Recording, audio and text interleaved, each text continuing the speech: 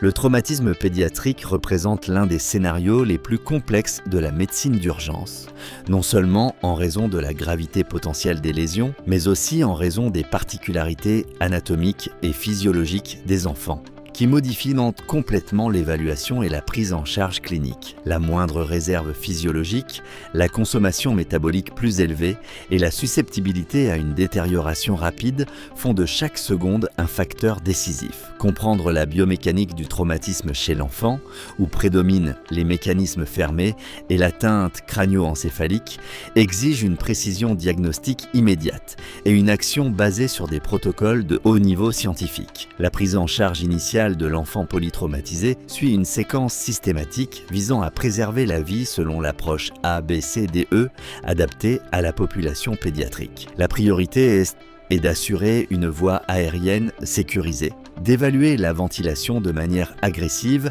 afin d'éviter l'hypoxémie et de stabiliser la circulation en cas d'hémorragie potentielle pouvant entraîner une décompensation en quelques minutes. L'application correcte d'outils tels que l'évaluation neurologique pédiatrique, le triangle d'évaluation rapide, l'indice de traumatisme pédiatrique ou l'utilisation des voies intra-osseuses dans les cas critiques, permet d'agir avec exactitude même dans des contextes défavorables. Tout cela exige des connaissances solides et des compétences techniques spécifiques, fondées sur des preuves scientifiques et des guides internationaux de traumatologie avancée. La formation en traumatologie pédiatrique renforce le professionnel pour prendre des décisions critiques avec confiance et leadership dans des situations à fort impact émotionnel et clinique. Reconnaître la nécessité d'une intubation chez un enfant présentant une détérioration neurologique, anticiper une hémorragie occulte dans un abdomen apparemment stable